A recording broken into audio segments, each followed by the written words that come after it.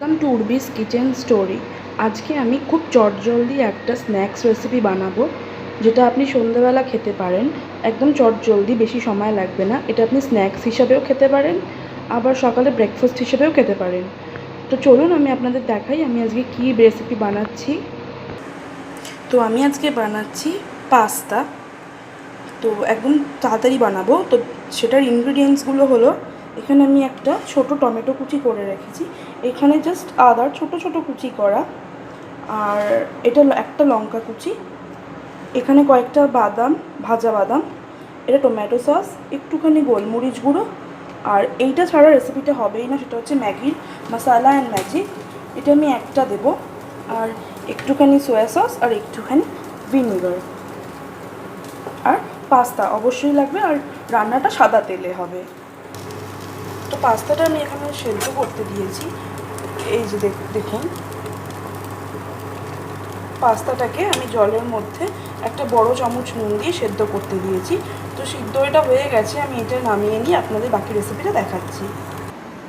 দেখুন, পাস্তাটা আমি নামিয়েও নিয়েছি, আর এখানে আমি তেল গরমও করতে দিয়েছি। এটা একদম অল্প তেল লাগবে, তেল গরম করতে দিয়েছি। তো তেলটা গরম হলে আমরা পেঁয়াজটা ছাড়বো। তেলটা গরম হয়ে গেছে, আমি আগে একটু তাহলে আদাটা ছেড়ে নিচ্ছি, তারপরে পেঁয়াজটা ছাড়বো। আদাটা একটু ভাজা ভাজা হয়ে যাক। আদার কুচিটা আমি ছেড়ে দিলাম।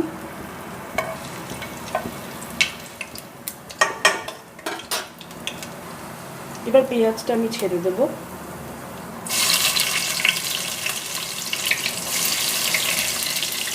এটা খুবই তাড়াতাড়ি হয়ে যাবে, তাই জন্য আপনি বাচ্চাদেরকে টিফিন সকালেও ব্রেকফাস্ট দিতে পারেন, টিফিনে প্যাক করে দিতে পারেন, বা সন্ধ্যেবেলা যখন বাড়িতে কেউ লোক আসবে, বা যদি সন্ধ্যেবেলা একটু স্ন্যাক্সের জন্য যারা অফিস থেকে আসে তাদের জন্য এটা আপনি করে দিতে পারেন।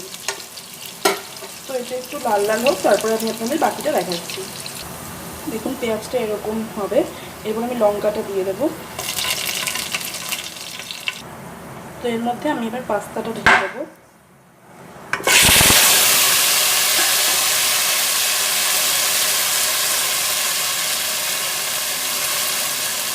পাস্তাটা ঢেলে দিয়ে এবার আমি একটু সামান্য নুন দেবো। এটা মাথায় রাখবেন যে সেদ্ধ করার সময় কিন্তু আপনি একটা বড় টেবিল স্পুনের নুন দেবেন, তাই জন্য জাস্ট স্বাদ মতো আমি একটুখানি দিলাম।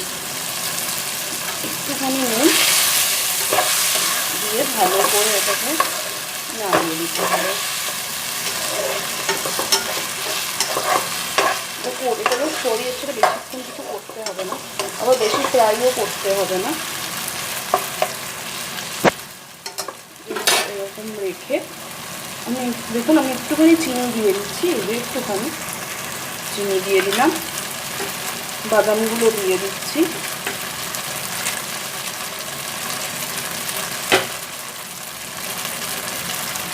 তারপরে একটু নাড়িয়ে নেব।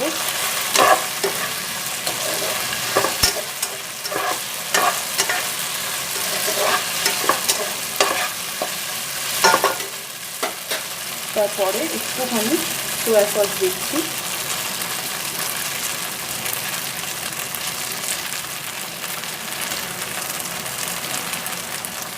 এবার সয়া সস দিয়ে এটাকে একটু নাড়িয়ে নেব।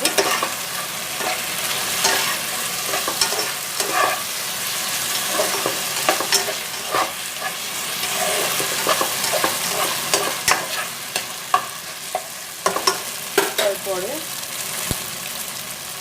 টমেটো সসটা দিয়ে দেবো।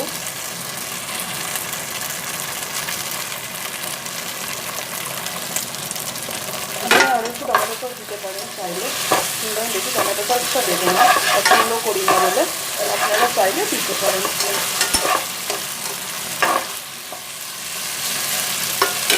এবার লাস্টে আমি ম্যাগি, দেখুন ম্যাগি মশালা অ্যান্ড ম্যাজিক, এটা আমি একটাই পুরোটা দিয়ে দেবো।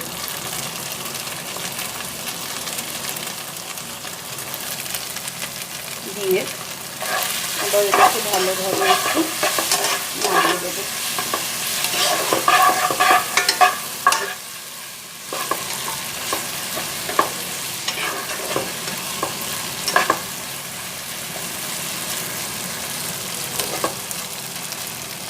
একটুখানি ভিনিগার,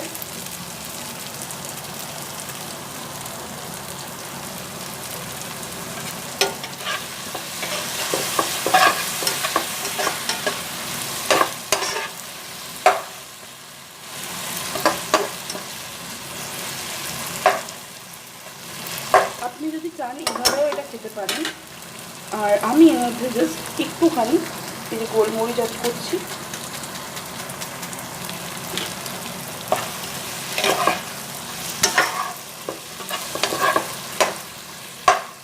আমি এটার মধ্যে একটুখানি জাস্ট আমি আপনারা দেখাচ্ছি, দাঁড়ান।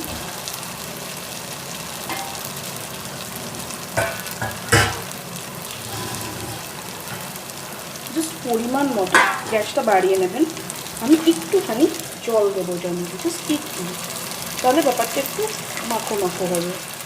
এইটুকুনি জল দিলে দিয়ে এটাকে, তাহলে কি মশলাটাও ভালোভাবে মিশে যাবে।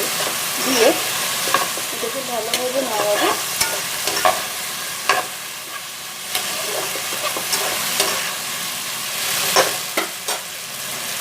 দিয়ে আর একটু জল দেবো, দিয়ে এটাকে জাস্ট 2 মিনিট ফুটিয়ে তারপরে নামিয়ে নেব।